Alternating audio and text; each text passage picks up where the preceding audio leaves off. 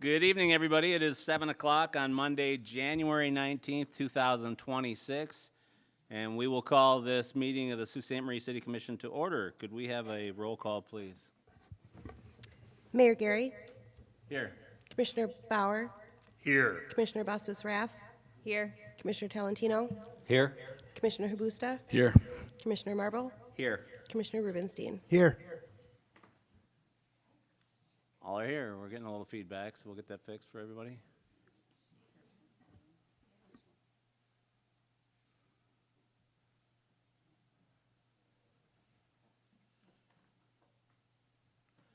Thank you. Now, if everybody could please stand for the Pledge of Allegiance.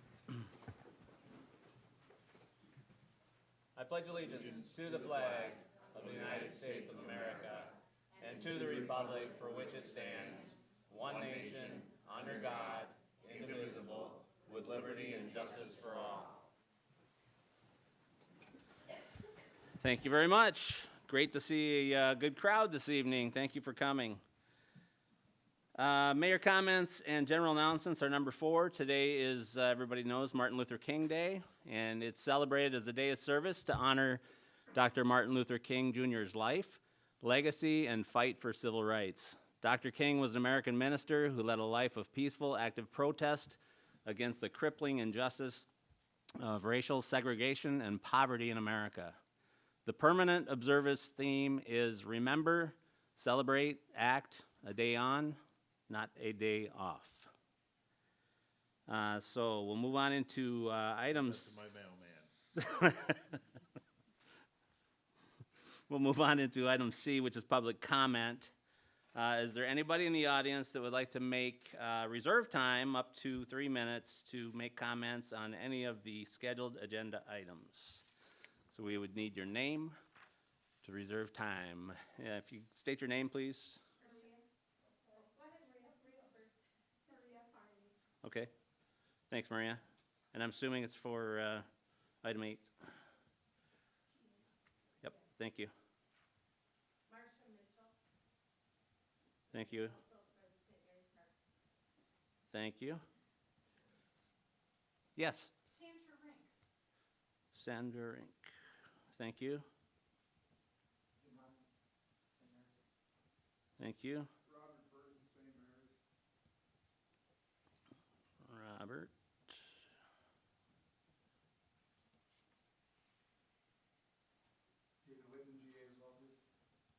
Thanks, Coach.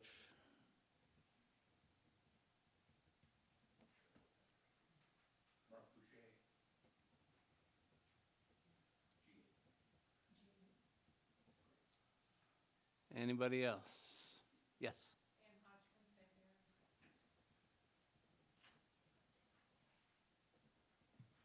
Okay. You have time, Father Brad. Yep. Anybody else that would like to speak on that agenda item? Okay, thank you. So we'll move on into item D, which is the consent agenda. Deputy City Clerk Erica Gordon. Thank you, Mayor.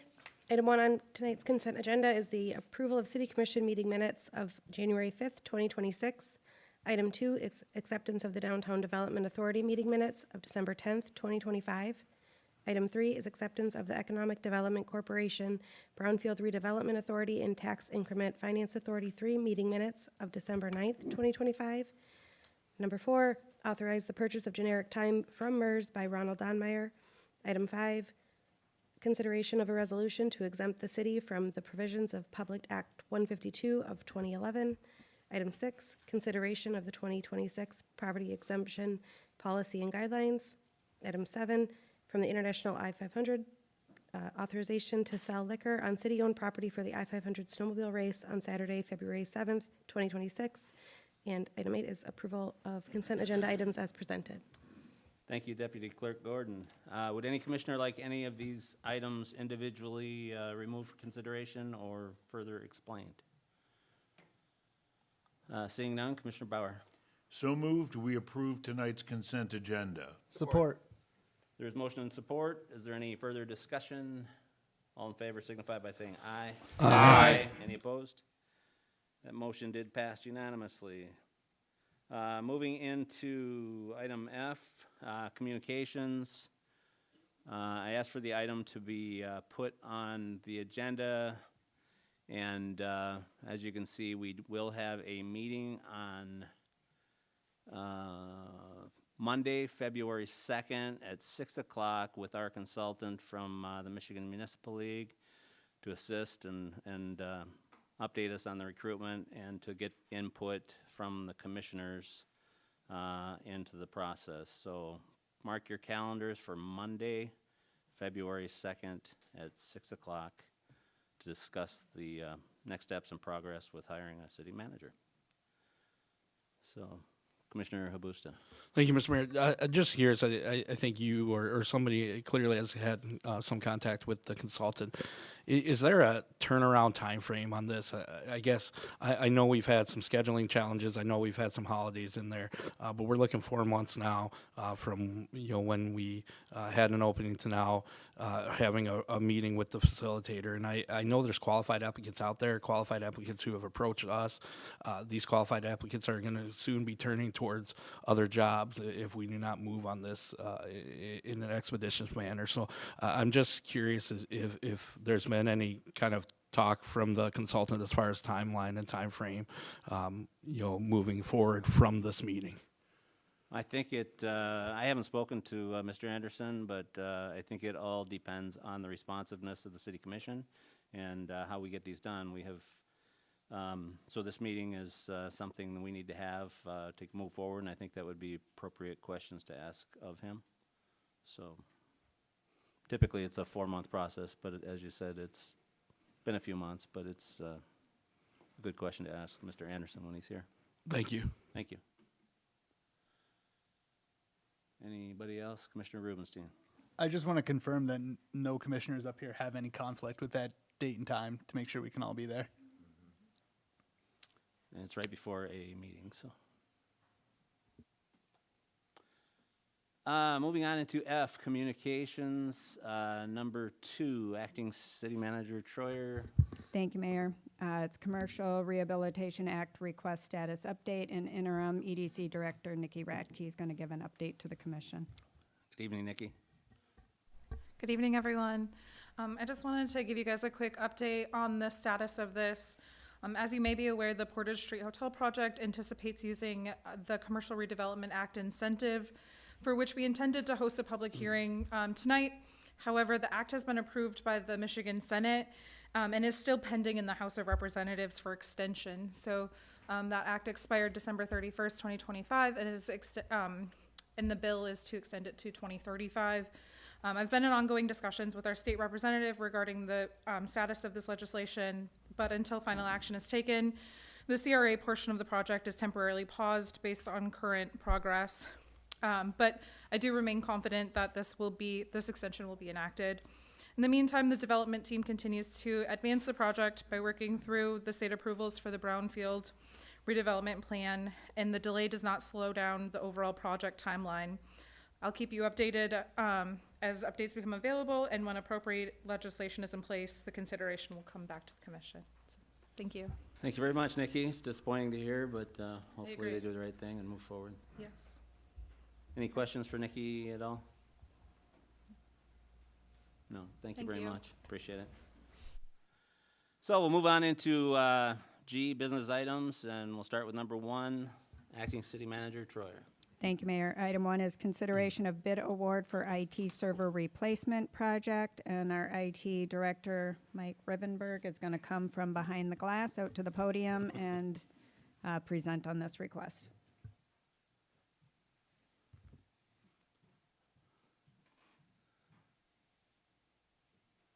Evening, Mike.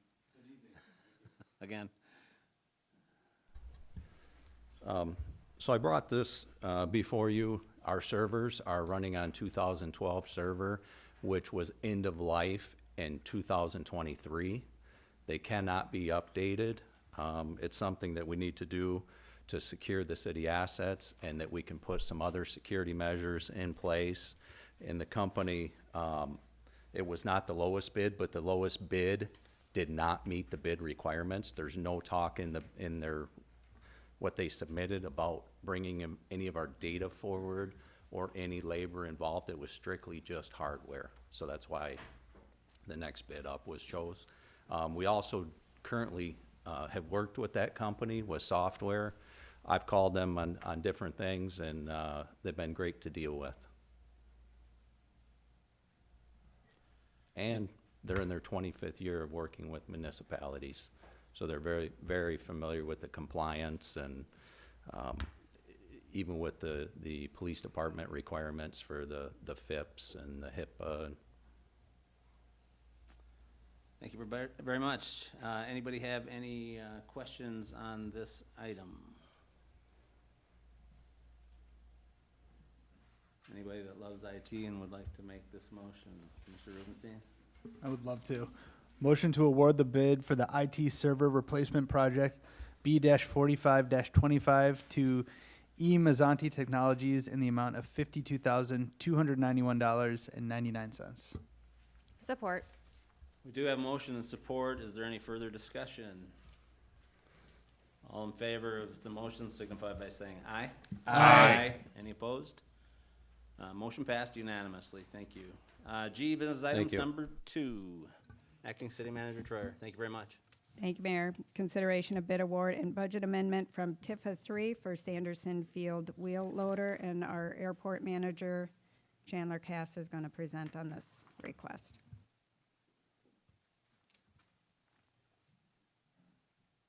Good evening, Chandler.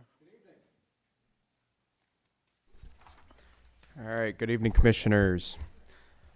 Sanderson Field Airport relies heavily on a wheel loader for winter snow removal, which is essential to maintaining safe and operational airfield conditions. The airport's current loader, a 1993 Caterpillar 936F, has exceeded its service life and can no longer operate safely or reliability. The machine has multiple critical deficiencies, including inoperable brakes, a damaged flywheel, structural cracks in the loader arms, severely worn pivot points and extensive rust on operator platforms, and safety grab handles. The estimated cost to repair these issues exceeds $72,000 and would only provide short-term relief without addressing ongoing safety and reliability concerns. The wheel loader is used for more than 60% of the airport's snow removal operations, making dependable equipment essential to winter operations. Continued downtime or failure directly impacts the airport's ability to remain open and maintain safe airfield surfaces. Replacement options included used and new equipment were evaluated. After review, the airport manager and director of Department of Public Works recommended purchasing a new John Deere 644G wheel loader from AIS Construction Equipment. This option provides the best combination of performance, long-term value, risk reduction. The loader has sufficient capacity to safely operate the airport's 11,000-pound snowblower and is available at a discounted purchase price of $221,800, reflecting government and manufacturer discounts totaling $156,434. The price includes delivery, snow tires, attachments, and both a 1-year factory warranty and a 5-year extended warranty. Lower cost used options were reviewed but not recommended due to the lack of certification, unknown service history, and higher risk of future repairs. Additionally, the city already operates John Deere equipment, maintains parts inventory, and has in-house mechanics trained on John Deere systems. Further supporting this recommendation, I'm asking for a budget amendment to the TIFA 3 fund to enable the purchase of this critical equipment with proper maintenance. The new loader is expected to provide approximately 30 years of service, aligning with long-term capital planning goals while improving operational reliability and safety. Lastly, I'd like to recognize and thank the TIFA 3 board for funding this critical equipment purchase and for their continued support of Sanderson Field Airport. Thank you, Chandler. Does anybody have any questions on this item? Commissioner Habusta. Thank you, Mr. Mayor. Chandler, just to clarify, looking at the bid sheet, there are clearly lower cost bids. Are you saying that those are deficient bids as well for used items and things along that line? Yes, so the Volvo machine's history is a rental equipment its whole life. So it's been, rental equipment just more beat on, let's say, and, just less service history on that. Then the other piece of equipment was just a trade-in for a newer machine, which is not also certified either. So there's just not much history behind it, and it's taken a bigger risk than expected because we don't want to be in this potential situation again in 5 to 10 years from now. Thank you. Yep. Anybody else? Commissioner Rubenstein. Thank you. And Chandler, you did a great job at the TIFA 3 board meeting describing this as well with that 5-year warranty. Thank you. For lack of a better term, not bumper to bumper warranty, but I think what you described was if a radio dial even pops off during that 5 years, it's covered. It's everything, correct? So on the 1 year it is. On the 1 year it So is? yeah, the Okay. 1 year, anything is, covered, and then on the 5 years, it's gonna be engine, transmission, hydraulics, so the main expensive items will be covered. Okay, perfect. Thank you. Yep. Anybody else? And certainly at that meeting, you had some, or maybe a previous meeting, you had some pictures of the current loader, and it's a mess. She's It's seen better rusted. days. Yeah, it's rusted through. I mean, their feet are going through it, and gears are ripped off, and it's in tough shape. And thank you very much for letting the downtown use your blower. No problem. Since you don't have a good loader. So Commissioner Habusta, you're the liaison to the airport. Would you like to make these motions? Thank you, Mr. Mayor. Two separate motions, sorry. Excuse me. Motion to amend the TIFA 3 and airport operations fiscal year 2025-2026 budgets by $221,800 to purchase $221,800 to purchase a 2025 John Deere 644G wheel loader for Sanderson Field Airport. Support. Motion and support. Any further discussion? All in favor say aye. Aye. Any opposed? First motion passed unanimously. Commissioner Habusta. Motion to award the bid to AIS Construction Equipment in the amount of $221,800. Support. Motion and support. Any other discussion? All in favor of the motion signify by saying aye. Aye. Any opposed? Motion also passed unanimously. Thank you, Commissioners. very much. Appreciate your time. Thank you. Moving on swiftly to G, business items number 3, Acting City Manager Troyer. Thank you, Mayor. Item 3 is consideration of change order number 9 for Myron Construction for the CWSRF wastewater treatment plant Phase 1. And City Engineer David Boyle is going to present on this one. And he's Evening, actually Dave. going to stack them up a bit. Mayor and Commissioners. All right, so this first change order we have is for Phase 1 of the project, which we're really getting, well, not close, but that one's pretty far along. What we have is we're working on the front part of the building. We're changing out a lot of the lighting and electrical in there, and we've found some conduit and a few other appurtenances that go along with it that aren't explosion proof, and we need to have them explosion proof. So this change order is to swap out and get those up to code and explosion proof considerations. Okay, any questions for Dave? And these are within the contingency dollar amount Yep. on the project and are pretty small in relation to the overall project. Anybody have any questions for city engineer? Commissioner Talentino, would you like to make a motion? Sure, Your Honor. Motion to approve the change order number 9 with Myron Construction Company Incorporated in the amount of $10,216.86 and authorize the acting city manager to sign. Support. Motion and support. Any further discussion? All in favor of the motion signify by saying aye. Aye. Any opposed? Motion passed unanimously. Moving on into G, business items number 4, Acting City Manager Troyer. Thank you, Mayor. Item 4 is consideration of change order number 1, also for Myron Construction for the CWSRF wastewater treatment plant improvements Phase 2, and City Engineer David Boyle is going to present on this one as well. All right, so now we're in Phase 2, moving back into the plant, but what most of this change order is for is the roof on the main building, the 1958 building. It came up in the fall. It started leaking really bad. Actually, it's leaking in the director's office. We were looking at doing a separate project with this to fix it next year, but we ended up talking to Eagle, and they're going to allow us to add it to this phase of the project. And it's all within the budgets that we have set up, so.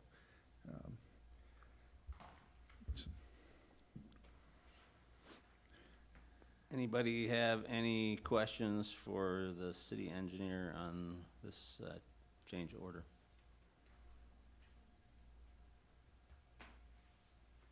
Seeing none, Commissioner Rubenstein. I have a quick question. Sure. Yeah. As we move forward, what's your comfort level as more change orders come in? Obviously, as things get torn off and other stuff gets found, I'm sure there will be more, but that will stay within the contingency Yep, budget. that's our whole thing, is stayed within the budget, right? So actually, phase one, we're pretty far along and we haven't really had that many change orders and they've been pretty small. And right now, for phase two, we're kind of looking at the same thing, so. We have a meeting every week to go over the budgets on all the phases, so, trying to stay within what we got. Thank you. This is change order number 1, right, for phase 2? Phase one, yep, Yeah. yep.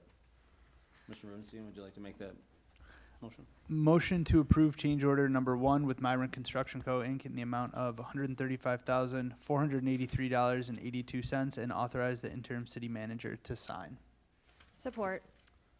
So we do have motion and support. Any further discussion? All in favor of the motion signify by saying aye. Aye. Any opposed? Motion passed unanimously. Thank you. Thank you, Dave. Oh, Oh, one more. One more. Moving on into G, business items, number 5, Acting City Manager Troy. Thank you, Mayor. Item 5, consideration to waive the bidding process and approve a proposal from National Environmental Group for asbestos abatement at the wastewater treatment plant. City Engineer David Boyle. Okay, so this is mostly for phase 2 again. We did a study on this, Mackinac Environmental did it for us. We've had a few areas in phase 1 that we had to do some abatement, but when we got into this, getting it farther into the plant, we're running into a lot of asbestos, and actually it's in the caulking around the doors, windows, and then some of the electrical. So it's ended up being a little bit bigger project for this phase. So this is also something that we talked to Eagle, and we can put it on this phase of the project. But the contract will be with the city because it's our liability for this environmental stuff, so. Acting City Manager Troy.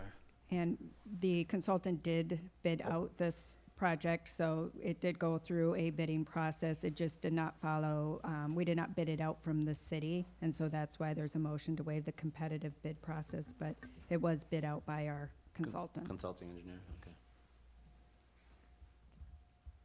That is a good distinction. Anybody have any questions for city engineer or acting city manager on this item?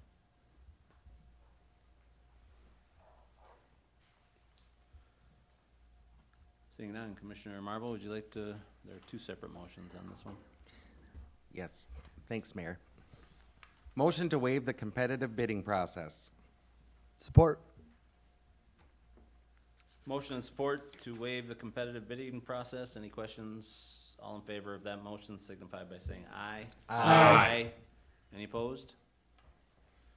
Motion passed unanimously. Commissioner Marble. Motion to accept the proposal from National Environment Group LLC in the amount of $31,150 for asbestos abatement at the wastewater treatment plant as part of the CWSRF Phase 2 project. Support. Motion and support. Any discussion? All in favor say aye. Aye. Any opposed? Motion also passed unanimously. Thank you very much, Dave. Thanks. Appreciate it. Moving on into item number 6. Acting City Manager Troyer. Thank you, Mayor. Consideration of a proposal for fireworks display for July 4th, 2026.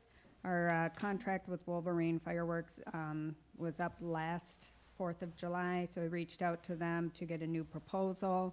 In prior years, they were longer-term proposals, but because of the instability with the cost of fireworks, they're only proposing a one-year agreement.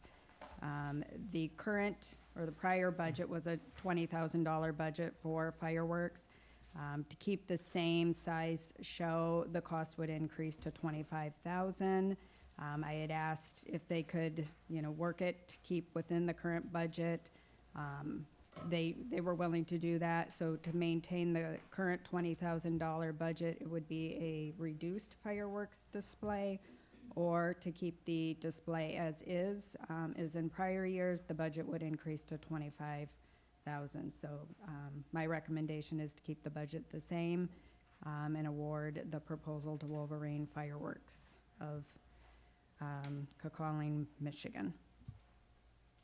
Thank you, Acting Manager Troyer. Anybody have any questions or comments on this item? It's probably worth noting too that about a year ago, we met with City of Sault Ste. Marie, Ontario, with their mayor, their CAO, and a lot of the other people, and we thought we would propose having a joint fireworks celebration, either on the 1st or the 4th or in between, and that had a lot of excitement, enthusiasm, but they unfortunately get their fireworks cost reimbursed to them by the province, and so they could not partner with us as far as a financial time frame. So it's a good idea, but it didn't work out. Who would like to make a motion on fireworks?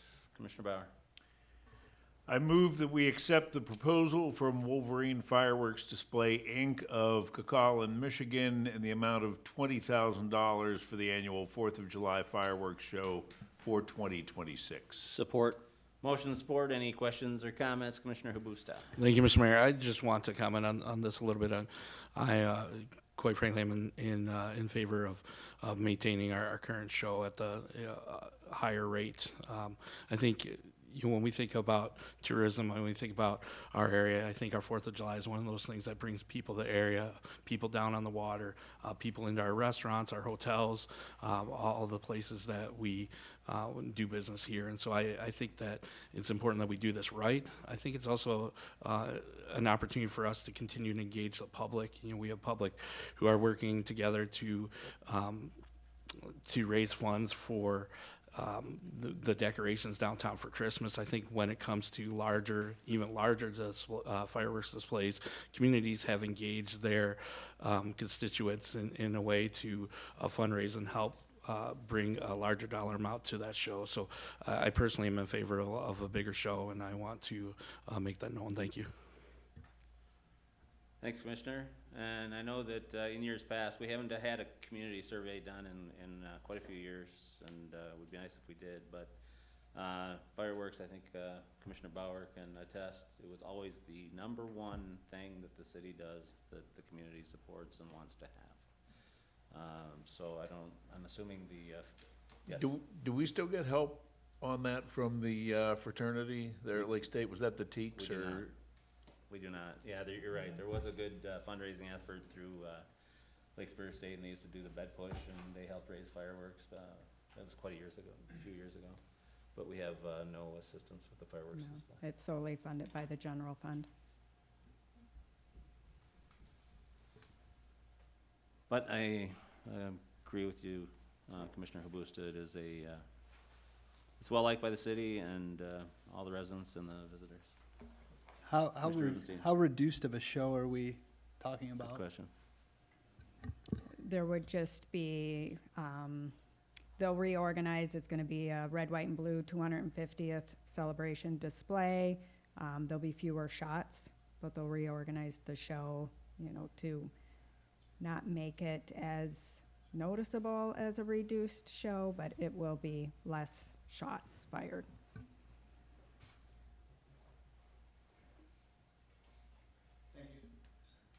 Any other comments, questions? We have anybody that wants to make a motion one way or another? Oh, you did? I'm sorry. So we do have motion to support, you're right. So we'll go forward with we have motion and support to accept the proposal as listed, and $20,000. All in favor of that motion signify by saying aye. Aye. Any opposed? Nay. Nay. So let's see, how many opposed were there? Can you give us a 2, 3? So motion passed on a 4-3 vote. Thank you very much. Moving on into item 7, Acting City Manager Troyer.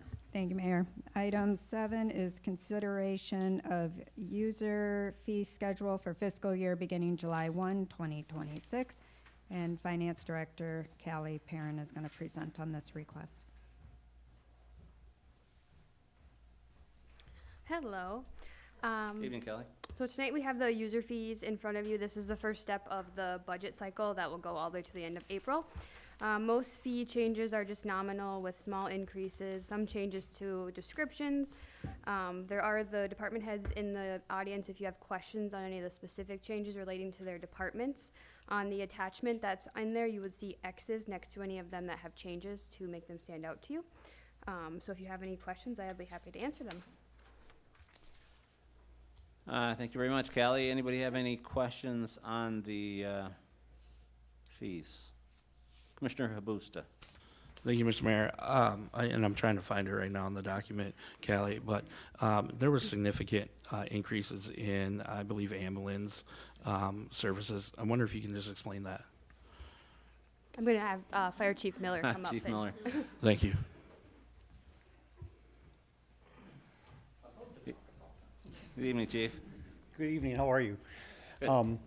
The increase in the user fees are based on the recommendation of our billing company and what are acceptable rates with Medicare, Medicaid, and the major carriers for healthcare. So we were behind on ours, and they have recently increased significantly. So last year we didn't increase them. This year, when we looked at the difference, we really needed to increase them so that we are eligible for reimbursement, even at the rate that Medicaid and Medicare do. So it's just keeping up with their reimbursement rates. Thank you. Okay. Thanks, Chief. Any other questions on the user fee? Commissioner Booth? Just a comment. I think, as we looked at these, I've looked at them, 4 different years now. And one of the things I haven't really ever seen and is a peer community analysis. Where do these user fees stack up in regards to our peer communities? I know Director Freeman, every time he brings us a agenda item, he has that peer community analysis done and included in that.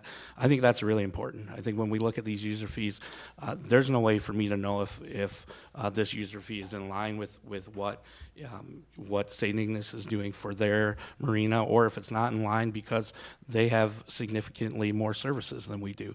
I think that's really important that we have that information to make an educated decision on that. With that, I would like to motion to table the approval of the user fees until administration can provide a peer community analysis to the commission. Thanks, Commissioners. So there's a motion on the floor to table the user fees. Is there support?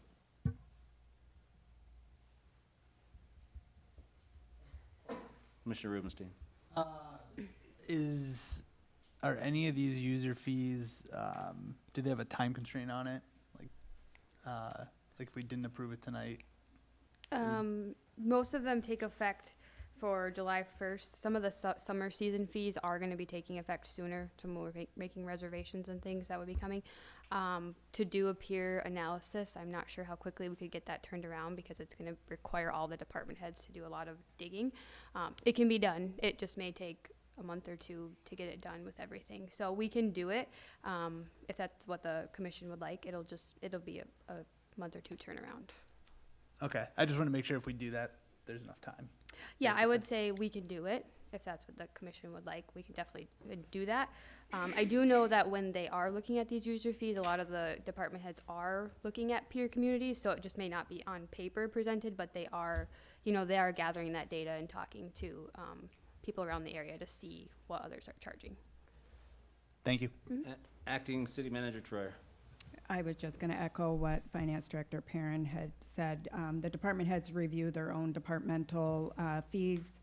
They review peer communities. They get comparables to make sure that we're in line with those. And we also don't want to compete with general business. So we will research local businesses and make sure that any fees that we're charging, we're not competing with them for services. So I do know department heads do that ahead of it coming before the commission. Thank you. So again, we're waiting. There's no support on the motion on the floor? Actually, I will support that, since we have the time, and also in light of the fact that, it seems that they already have that information, they just need to provide it to us. So we have motion and support to table the motion. Any discussion? All in favor of tabling motion signify by saying aye. Aye. Any opposed? So we'll table this until a future meeting. Next meeting, I guess, is what the protocol would be. Sounds good. Thank you. Thanks, Callie. So just for clarity, are you looking for comparables just for the fees that are recommended to be changed? Or are you looking for comparables for all fees across the board? Mr. Augusta? My recommendation would be all fees across the board. Even Thank with you. no changes? Correct.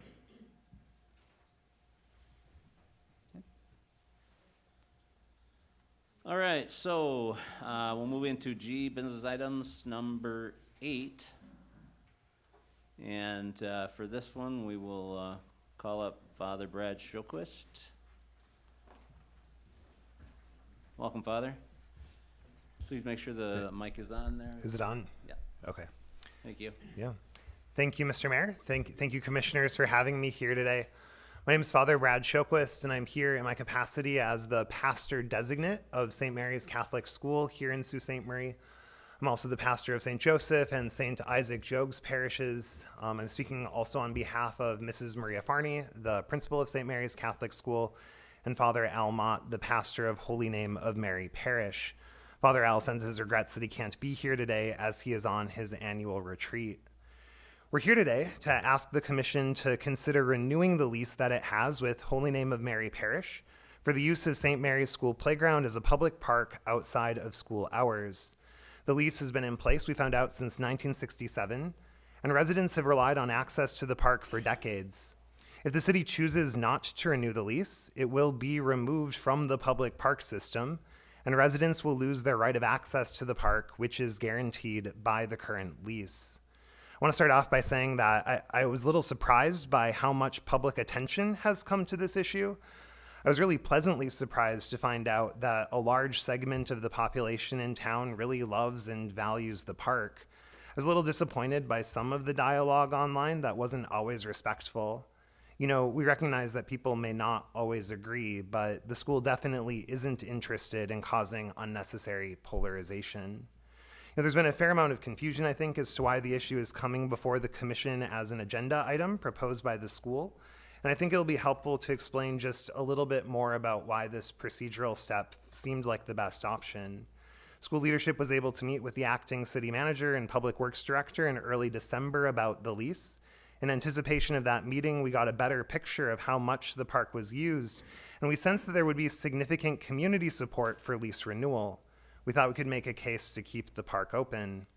At the meeting, we were told that non-renewal was kind of a done deal, and the only option for renewal would be to seek a political solution.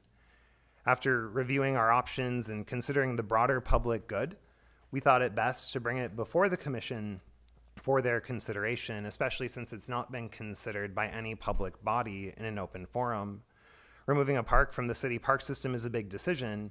We thought the commissioners would be interested in hearing what members of the public have to say. I want to say just a special word of thanks to Mayor Gary for meeting with me in my office the other day, and for Commissioners Bauer, Rubenstein, and Habusta for being willing to talk with me on the phone. I know you're all busy professionals, and it takes a lot of time to speak with constituents. I felt that those conversations were really constructive and helpful, so thank you very much. I've been spending the last couple of weeks trying to put myself in the shoes of the commissioners and asking myself what I would want if I was on the commission. I think a big thing that I would want is just more information, particularly about what termination of this partnership would mean concretely for our city. You know, I won't rehash everything that we wrote in the supporting letter, which I think was pretty thorough, But briefly, it would mean that the park would close to the public.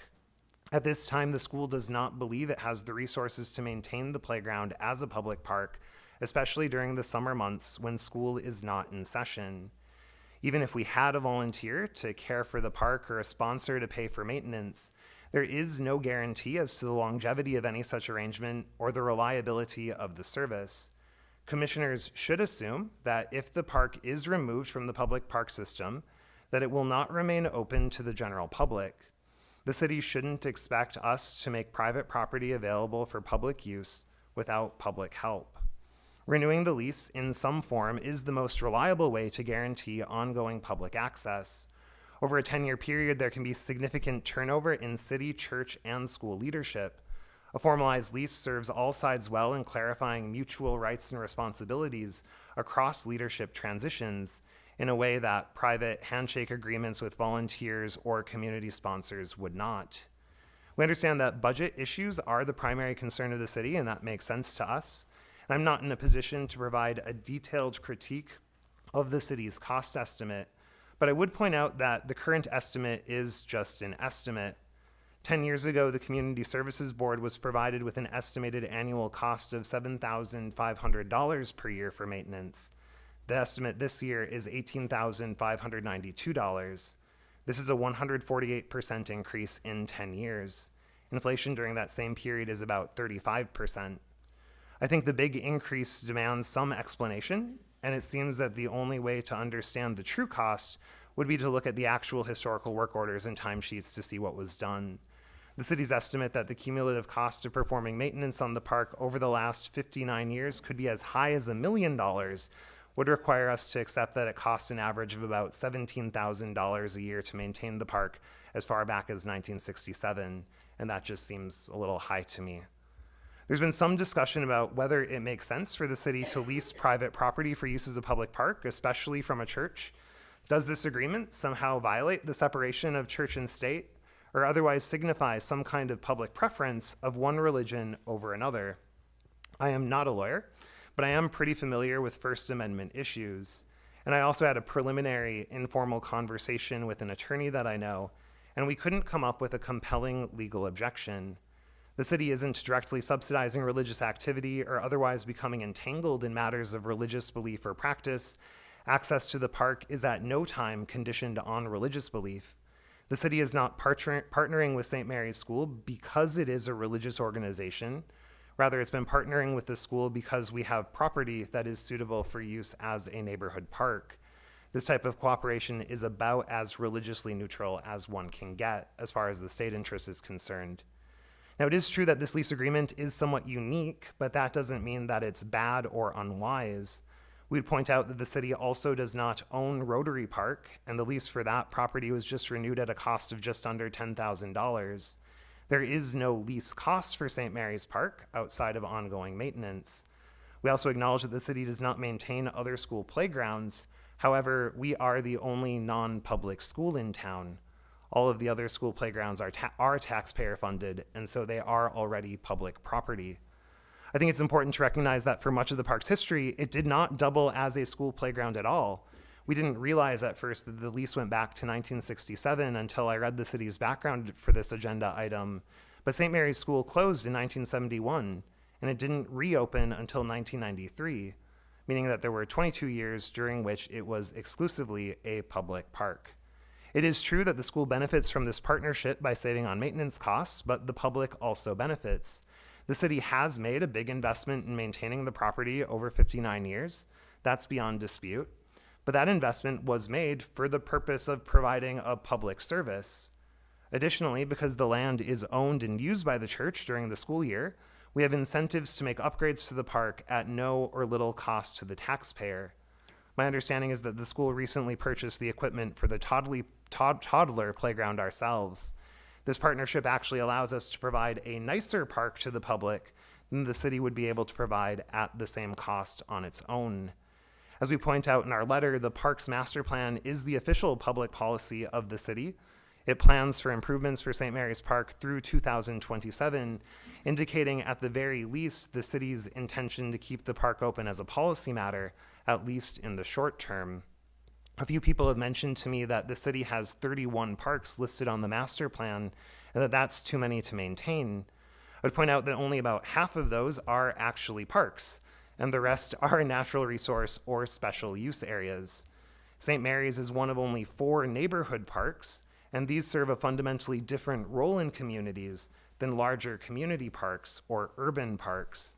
If you look at the map of city parks from the Parks Master Plan, you'll see that St. Mary's Park is one of the only ones that's actually near a large residential area, which is why I think it's so attractive to residents.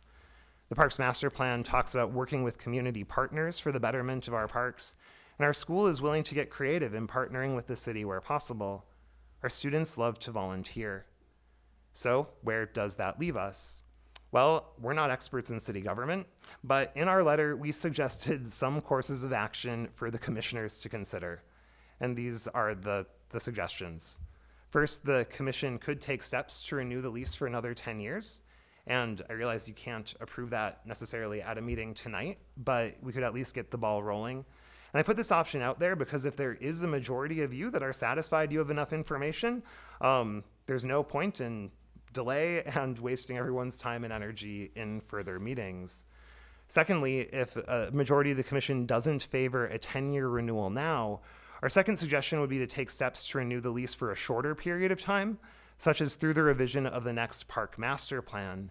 Using the master plan development process as a way of gauging the community's needs would at least give you more information about the long-term effects of lease non-renewal and the relative value of the parks to each other if cuts must be made.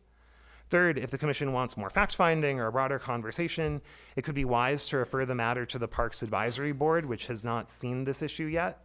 The Community Services Board considered the issue back in 2016, and it's since been renamed, I think you know, as the Parks Advisory Board.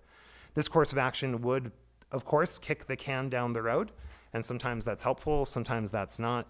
You'd obviously have to decide if that's wise in this circumstance. I want to close my remarks with just a really brief historical note. In addition to today being Martin Luther King Day, January 19th is the 168th anniversary of the death of Bishop Frederick Baraga, who's an important figure both in the history of our city and also in the history of the Catholic Church in the Upper Peninsula. Bishop Baraga made the welfare of the people that he served a priority, whether that was in his religious work, in defending human rights, or doing charitable works. And the Catholic community in our town today follows in his footsteps, or maybe it's better to say, in his snowshoes. We educate children in our school. At my parish, we provide food for almost 120 people each month through our food pantry. We provide places for people to gather. We love this city, and we believe that maintaining St. Mary's Park as a public good is good for the city. That's why we're here today. We hope the commission sees the value in this partnership, and we would ask the city to consider renewing the lease. I'm happy to take any questions you may have, and I know that there's some public comment. Thank you, Father Brad. We appreciate your positive and inspirational approach, and you did a lot of homework, and we appreciate that. And I concur this is the way to do it rather than the nasties on Facebook. So appreciate that very much. Yeah, thank you. Yeah, nice approach. I should have given Commissioner Bauer an opportunity to make a comment earlier. I apologize for that. Due to the fact that my wife is a teacher for St. Mary's School, I am legally prohibited from participating in this discussion or voting on this issue. Thanks, Commissioner. Okay, then we have a few comments. We'll go through the public first. So Maria Farney, if you would like to come up. And if you could state your name for the record, please. Yes. Thank you. My name is Maria Farney, and I'm the principal at St. Mary's School. And I'm also a homeowner on Dillon Street since 2000. I would like to offer a few additional thoughts to build on Father Brad's presentation, mostly about our school. I want to clarify some things and misconceptions. St. Mary's School does not receive city, state, or federal funding, and our operation is nonprofit. We are also not an elite school for the wealthy, nor an exclusive school for Catholics. In fact, our demographics look a lot like the rest of the city: 26% Native American, 20% low income, and 25% of our families are non-Catholic. We welcome any family that wants their child to grow in virtue, regardless of faith or ability to pay. There was a suggestion that our school maybe could simply fundraise to cover the cost of maintaining this playground, but people don't realize how much fundraising our parents already do. In fact, they probably have raffle tickets to sell you tonight. We fundraise to provide tuition assistance, to pay our teachers a living wage, to keep textbooks and technology up to date. And this year, we are also fundraising to feed students of families that fall below the federal poverty guidelines. The Sioux area schools told us last summer that they were discontinuing the hot lunch program at St. Mary's, citing financial reasons. Since our school is not set up to receive federal funding for a hot lunch program, our families stepped up once again to fundraise, but this time to provide free lunches for those who cannot afford it. St. Mary's families, in addition to being taxpayers, have invested into this park, investments that benefit the entire community. The playground equipment alone represents tens of thousands of dollars in privately funded improvements. I remember when we fundraised for that toddler park, and our parents showed up with shovels and tools from home to put it together, the same style as Project Playground. We also have taken the responsibility for monthly inspections, small repairs, safety compliance, and security cameras that cover most of the park. This city would be shooting itself on the foot by terminating a win-win contract like this.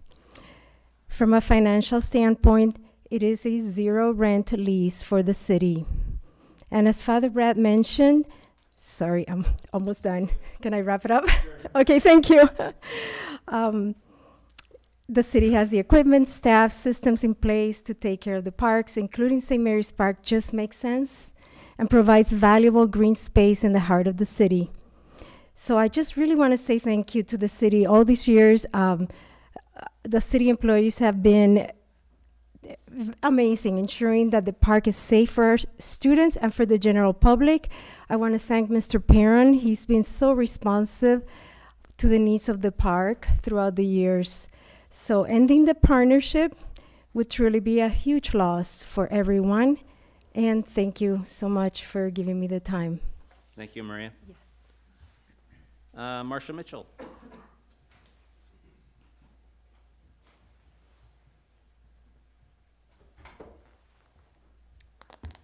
Hello, everyone.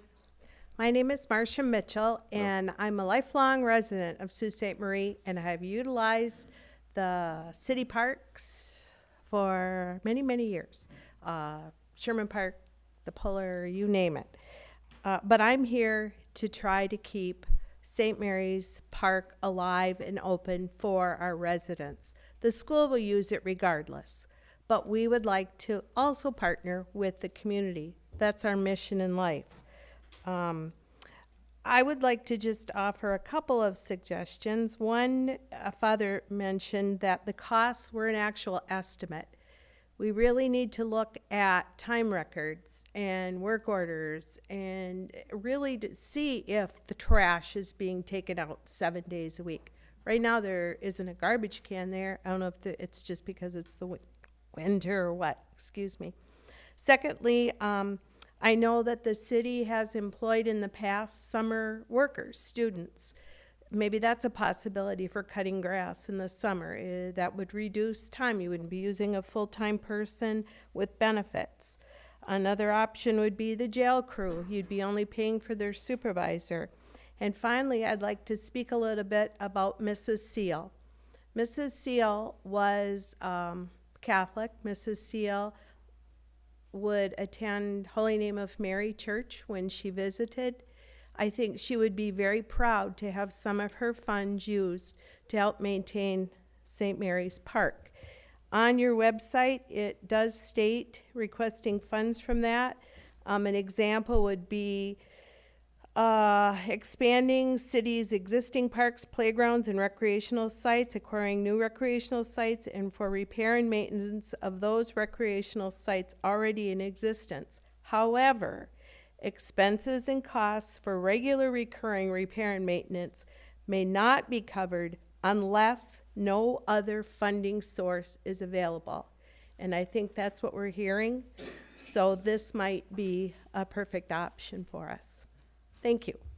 Thank you very much, Marcia. Sandra Rink.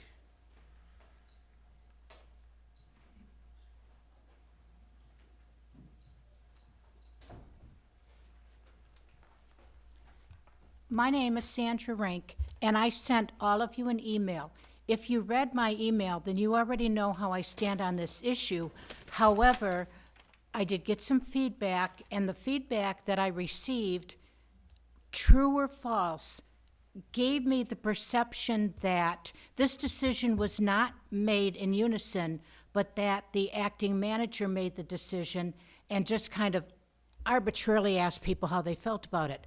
I sat here and listened to all the processes and all these proposals, how they came to bring you the proposal, how you had, if anybody had questions, how you voted. Did the same process happen with this policy that we're talking about now? I don't think so, and I don't think that's fair. And I think that we need to consider the priority here, and that's the children. You had no qualms advocating or allotting $20,000, $25,000 for fireworks for a one-night deal. This park will be a year-round thing for a safe environment for the children. I don't think that makes sense. So I hope that you all do take this proposal and question it and vote on it like you did all these other issues, and I hope that you renew the lease. Thanks, Sandra. Jim Martin.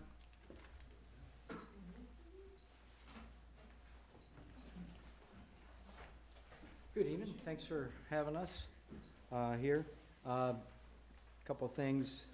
Jim Martin, just retired teacher, still coaching. I started teaching in 1985.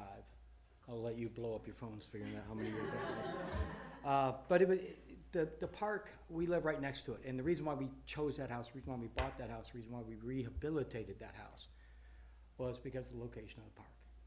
It was really important to us. We were just starting raising a family and things like that.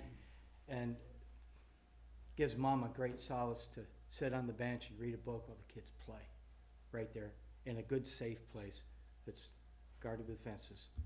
See a lot of great people here who they're there all the time. It was funny.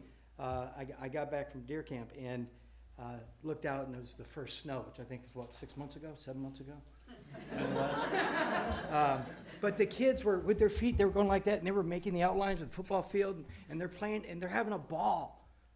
The reason why I bring up the teaching so long is because social skills are being lost. Childhood obesity is at an all-time high. And we need to make sure that these kids have access to safe places to play. Dogs, families, frisbees, there all the time, right? It's used for everybody, and all ages, old and young. If we don't have this, then our kids will have to bike 1.5 miles and cross 2 major throughways in Spruce Street and Easter Day.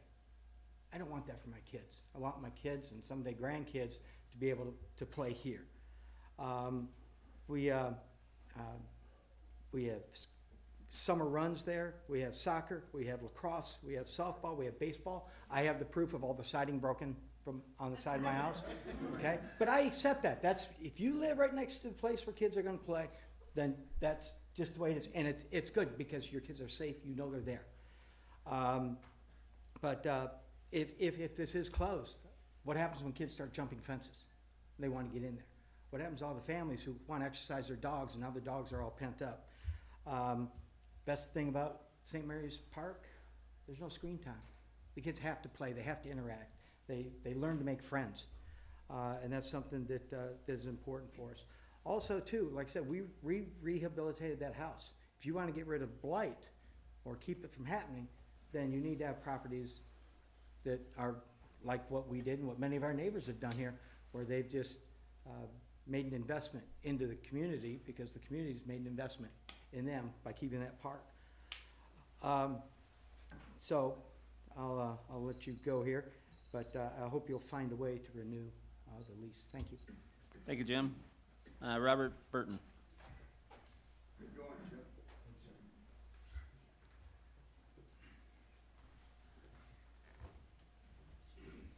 How you doing tonight? My name's Robert Burton. Good My evening. mother was a city commissioner. My dad's a hard worker. I was involved in security in the Marine Corps. My wife and I came back from a base, had an 11-minute life expectancy in combat. No biological or gear or anything issued. We came back here. I took a verse out of scripture. He shall be the rebuilder of old ruins. I looked at that park. It was horrible. I look at it now. There's children out there playing. Man, it's great. There's people exercising their dogs. There's teams playing. When I got back here, man, the bushes came out. The city hardly had a place to cut. My brothers and I and a whole bunch of people got together, and we brought in 300 or 400 yards of dirt. We filled up around the fences. We filled up with the concrete that come up through the earth so that the tractors wouldn't turn over and stuff. And it can be easily cut. I mean, there was drug paraphernalia. There was beer bottles. There was whiskey bottles. There was guys living in there. You can ask. There was condoms. It was a place where women could get hurt and children could get molested. And people took time, and we worked on that. And the cities worked right with us. There was a guy named Cole that came over there. I love that guy. He brought balls over to the park for the kids to play. He put the swings back in order. It was great. And seeing those children out there, what do you want? You want them to go back to this? Go back to the drugs and the alcohol? Like Jim says, there's an obesity problem in our nation right now. Let those people work out. Let them play. Don't take it away from them. Man, Martin Luther King said, if good men don't do what's right, evil will prevail. I know that, and I hardly even know that. I hardly ever studied the man, but I do know that much. And thank God I came from a working family, and I came from a family also can play together. So y'all have a good day, and just keep that in mind. We love that park. Thanks, Robert. And we love y'all. Thanks for coming. Damon Witten. Thank you. Good evening, Mayor, Commissioners, and members of the community. And thank you to all you do for, sometimes probably a thankless job, but we know it's a lot of hard work. My name is Damon Witten. I'm here tonight to speak in support of extending the lease at St. Mary's Park, as many others are as well. As this commission considers whether to continue maintaining and leasing this park, I want to emphasize that this discussion should not be about who owns the park. It should be about who the public need it serves, the public that need it, who it serves. St. Mary's Park is not a minor incidental space. It is the second largest of the city's 4 designated neighborhood parks, and that designation matters and is important. Neighborhood parks are intended to serve nearby residents, families, and children with accessible, everyday recreation opportunities, and St. Mary's has fulfilled that for many years. The park has functioned as a public space, offering free community use and supporting youth sports, recreation, and informal play. These opportunities are critical. We've heard all about the obesity epidemic, screen time, all these other areas. Removing or limiting access to one of our largest neighborhood parks would have real consequences for youth and families in the area. This is also about health and well-being. Access to safe, nearby recreational space supports physical activity, mental health, and positive social connection. When opportunities for youth recreation are reduced, the effects ripple through our entire community. I also want to speak to the value of a public-private partnership. When a partnership expands access, supports the public use, and adds value to the community, it should be celebrated, not restricted. St. Mary's Park represents a collaborative approach that has allowed the city to meet public needs while working with a partner, and that is something worth continuing and celebrating. I urge the Commission to extend the lease for St. Mary's Park and continue supporting a partnership that benefits the public. This park matters not because of who owns it, but because of the role it plays in our community. In closing, while we understand that our City Commission can face difficult decisions and budget constraints are an important part of your role, I would imagine that nearly all of us would agree that ending support that directly impacts the health and well-being of the children and youth of Sault Ste. Marie should not be an option for our community. Thank you for your time and consideration. Thank you, Damon. Mark Boucher.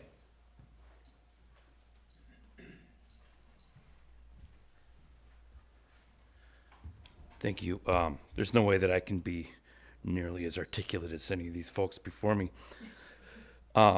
Well, except maybe Damon. But I just, yeah, buddy. I just wanted to say that I live in that neighborhood, and my family uses that park pretty much every single day, even in the winter. I snow blow the sidewalk in order to clear the gate so that other families can use that gate.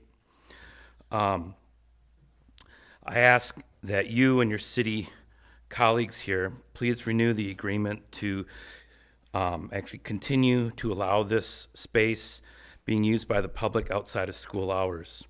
It would be a huge loss to Sault Ste. Marie and especially our neighborhood if we lost this great public space. I heard someone earlier this evening say that what we don't necessarily need is more volunteers because they can't be counted on. But I just want to let you know that if it turns out that we go that way, I and several of our other neighbors would be happy to mow the lawn in the summer, especially if the city could let me use a mower, because my yard's about as big as this table. But I would be happy to pay for the gasoline. So anyway, I just want to say, please, let's keep the parks open for the people. So thank you. Thank you, Mark. Ann Hodgkins.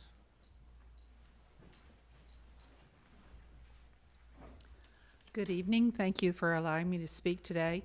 Everyone else has given you ample reasons why I think the lease should be renewed. I am a homeowner near the park, and I have a granddaughter who attends St. Mary's. And in the course of being in the neighborhood, I see families of all, people of all ages, families, children, teenagers, adults, all using that park almost from sunrise to sunset. I think it would be a grave loss to our community if this lease was not renewed. Thank you for your time. Thank you very much, Ann. Thank you, everybody, for your thoughtful comments and constructive comments. Acting City Manager Troyer has a few comments, then we'll go to the commission. Thank you, Mayor. Just a couple of things that had come up during the public feedback I wanted to touch on. So back in September, I reached out and sought informal input from the commission on whether to renew the lease or not. There was no formal action as the lease would automatically terminate in March. So that's why it wasn't held at a public meeting. There was informal feedback from the commission, and that's the direction that administration took in reaching out to St. Mary's to engage in the conversation. We met with them on December 9th and suggested exploring some more cost-effective means of maintaining the park. You know, we talked about volunteerism, community volunteerism, fundraising or sponsorships, or even including hiring part-time seasonal staff to help offset the demand on city park staff and resources. During the last 10 years, the city park staff has taken on kayak docks, the splash pad, Malcolm Park concession, rotary bathroom facility, the Power Canal Trail, the reconstruction of Elford Park and the Carbide Dock. We brought Ani Osborne Campground in-house, and we also brought Kemp Marina in-house. Our park staff has not expanded. We still have a small crew, and we still have the same budget. So that was the reason administration brought before the commission is the demands on our park staff is spread thin, and they've taken on more and more responsibility and just don't have the capacity to continue taking on different facilities. Couple other things. It mentioned the playground the lease has been in effect since 1967. The 10-year lease was set to expire in March. We had talked about extending the lease through the end of the school year so we could explore some alternatives that, again, was not solely relying on city park staff and, you know, working through some different ideas that could achieve the same outcome through volunteerism or part-time seasonal help. The lease, as it is written, does contain potential conflicts with Michigan constitutional and statutory law violations. So it's something that we do want to be cognitive of. St. Mary's retains exclusive use during the academic school year, and city retains use outside of that. The maintenance cost was another thing that had come up, the cost estimate being questioned. The cost estimate is based on contractual wages, so union wages for our parks staff. It's also, the equipment rates are based off MDOT rental equipment rates. And then the city also has a contract with the county for jail crew services in which we pay the county. So there is jail crews that does work at St. Mary's Park through the city's contract with the county. So that's how the estimate was determined. The public service director determined the number of weeks that the city maintained the park from March to October, the number of hours that the staff spends there, emptying the trash, cutting, weed whipping, line trimming, and that doesn't include if the tree comes down or they bring mulch in for the playground or other capital expenses. So I think, I mean, the commission will need to determine where they want to prioritize parks staff in maintaining, and, you know, I'm not disputing that it's an important park in our community. It's just the funding and the staffing resources are limited with the number of park facilities that our crews do take care of.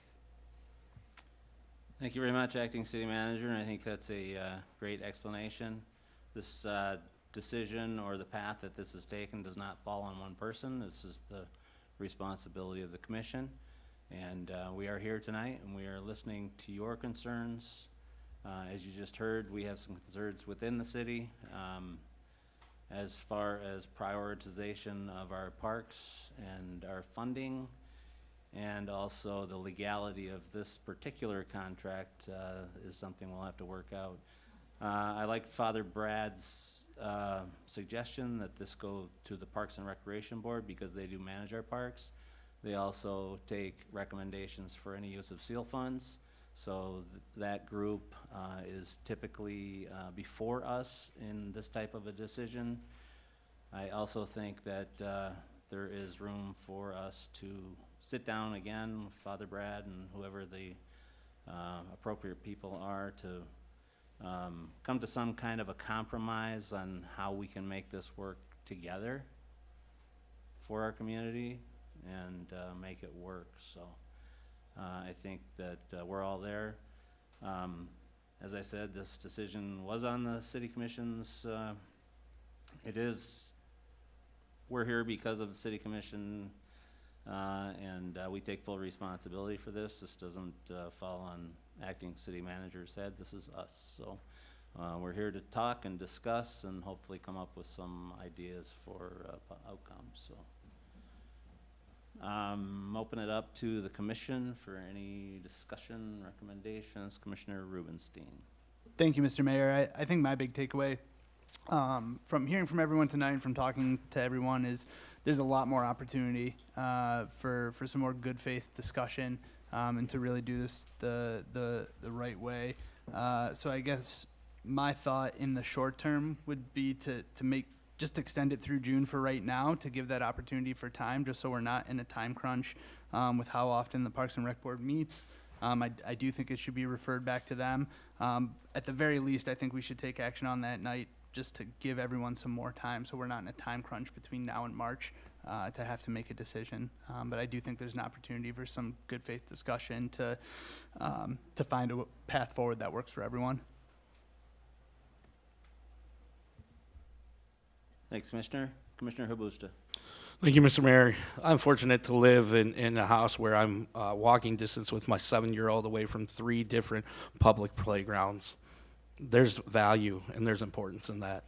This park represents a place, but more than a place where people can go and utilize it. I can't begin to express the effect that recreation has upon mental health. 45 minutes of outdoor recreation every day has remarkable value on a person's mental health. All that to say this, we're having discussion today from commission members and from the city manager about budget concerns. We currently have a recreation asset within our community that loses $400,000 a year. And yet every time I bring that up, the concern, that the response to me is, well, there's intrinsic value in that, in the ability for people to go there and utilize that. We are talking about a playground. It is free. It's free for people to go, to use, to take their kids to have fun. These are kids who can't afford to be on t-ball teams or to go play hockey. These are kids who need a place to go.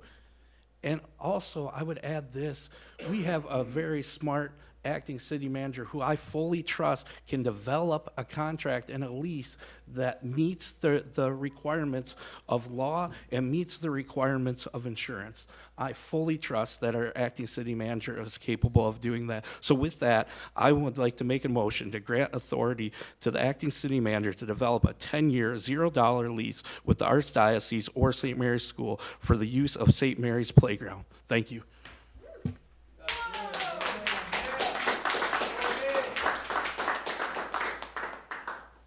Thank you, Commissioner. Is there support or any other discussion? Support. Motion and support. Any other discussion on the table? Commissioner Rubenstein. Yeah, I appreciate the comments. I still think this needs to go back to the Parks and Rec Board. I still think there's opportunity for further discussion. This is a meeting of the commission. Could we please have now comments? Thank you.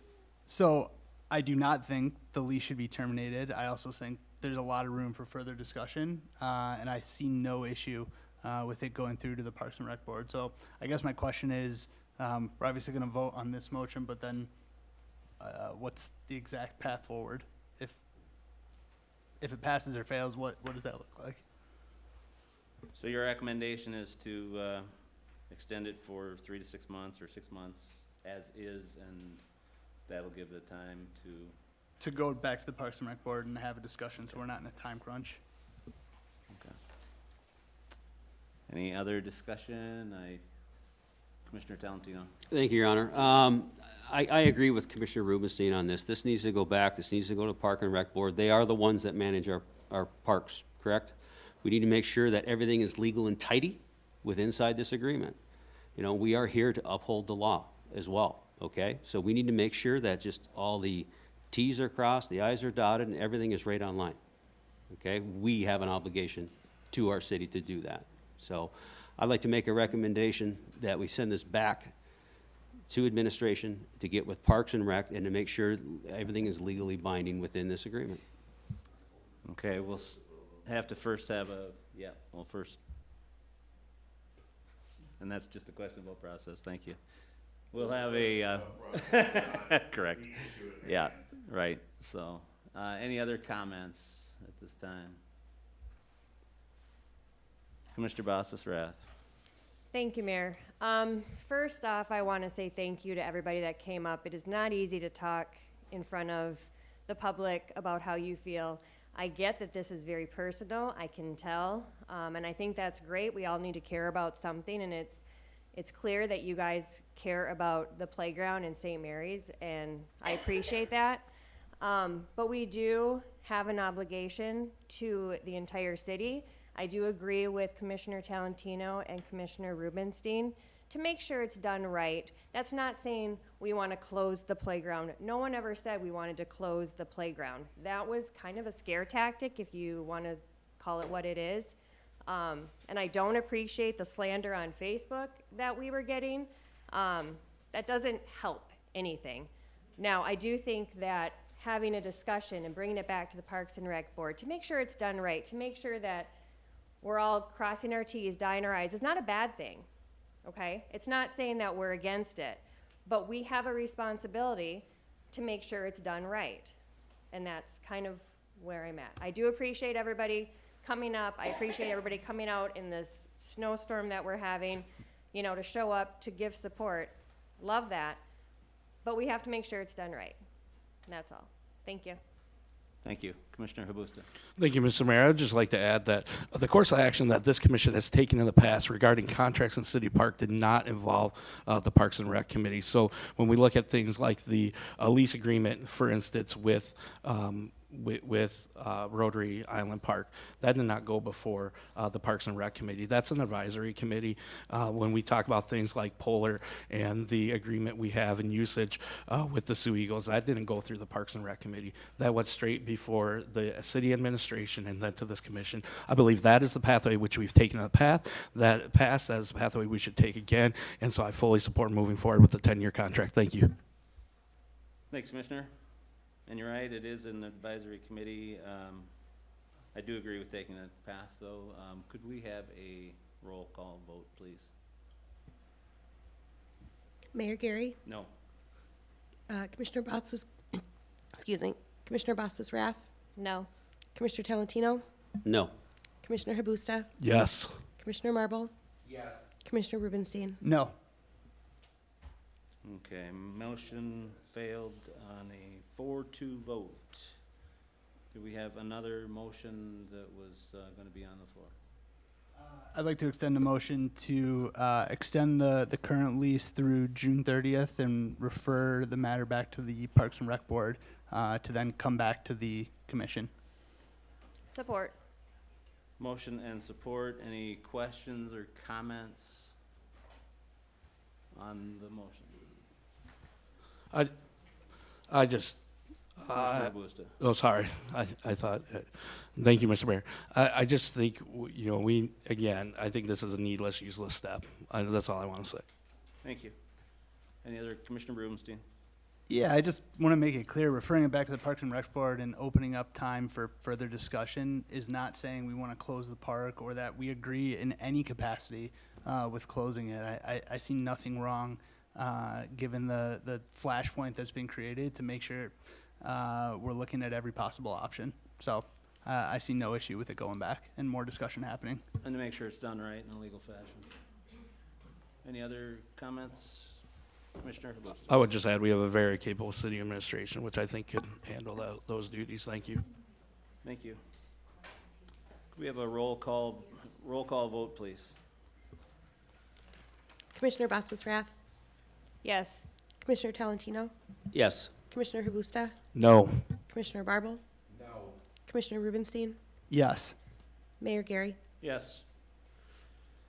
Motion passed on a 4-2 vote, so thank you very much, everybody, and we appreciate all the discussion and look forward to a positive outcome. So thank you very much for the input.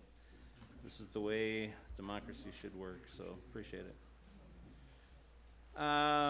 So we'll move on into city manager announcements and updates, which is item H. Acting City Manager Troyer. Thank you, Mayor.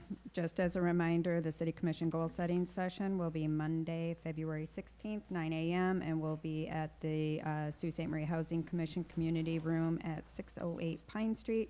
Any of the commissioners want to get with me for individual goal-setting, if you have individual priorities, please contact me, set up a time, and we can get together ahead of February 16th. And that's all I have. All right, thank you very much. Now we're into item I, which is matters presented by the public. Anybody in the public that would like to make any further comments? Now would be the time to do so. Sure, Father Brad, please come up, and for the record, if you could state your name. Thank you. Sure. Father Brad Shoquist once again. I just really want to thank the commission for the debate and the discussion tonight. I'm really appreciative for your listening and for taking the time.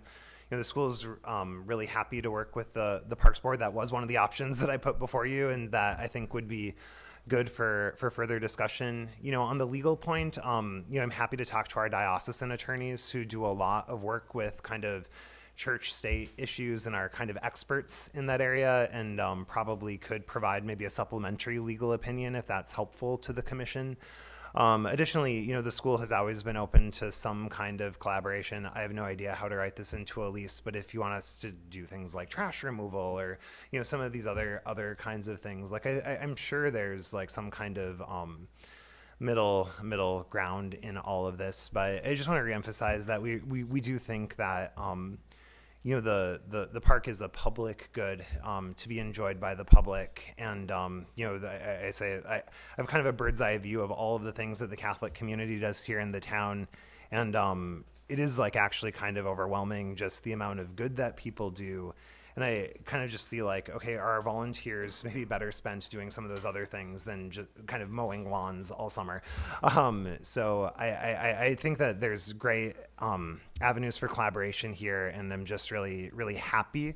We are happy about this outcome, and I want to thank the commissioners for their support and for their engagement and for listening, and thank the members of the public also for coming to support the park. I'm surprised by how much people love the park. I mean, I love the park, but I was really happy to see so much support from the community on this issue. So thank you. Thank you very much. Appreciate it. Anybody else like to make any public comments?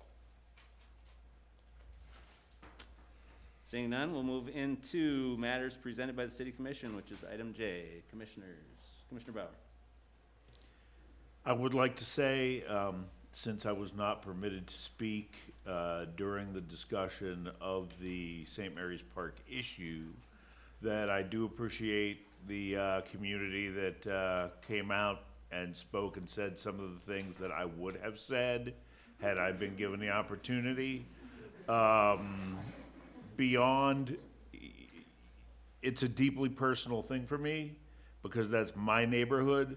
I've spent a lot of time in that park with my kids over the years. When my kids come back, you know, from their educations and come to live in Sault Ste. Marie, I hope to take my grandkids there someday. And I see it. We walk the dog past there. We see people on that ball field, on that playground all the time. I personally, over a period of almost 20 years, have voted in favor of basically every park proposal, whether it be, you know, Rotary Project Playground, anything, the splash pad. I have never voted against recreation, so obviously, you know, my record stands on its own as far as how I feel about recreation opportunities in Sault Ste. Marie. But I thank you for coming out, and also Commissioner Habusta and Commissioner Marble, I appreciate what you were trying to do tonight, but I can't help but feel encouraged moving forward that this is not a dead issue, that we're moving it in the right direction, and that we will strike some sort of deal that is equitable for everybody. Thank you. Thanks, Commissioner. Any other Commissioner comments? Commissioner Habusta. Thank you, Mr. Mayor. I'd just like to know that Friday night at 7 p.m., there's a celebration of our two communities around something that truly unites us, hockey. Across the border, Lake Superior State University will be taking on St. Thomas University in the Sioux Superior Showdown being held at the GFL Memorial Gardens. And I know, Mr. Mayor, you are scheduled to drop the ceremonial puck alongside Mayor Shoemaker from Sioux, Ontario. So that's exciting, and we would love to see as many constituents from both sides of the border. Gloves. Yeah. You could take him. Yeah. Appreciate those comments. It's going to be an exciting event, and hope to see everybody there. Any other commissioners? Commissioner Bauer. Your Honor, I move that we adjourn this meeting. Support.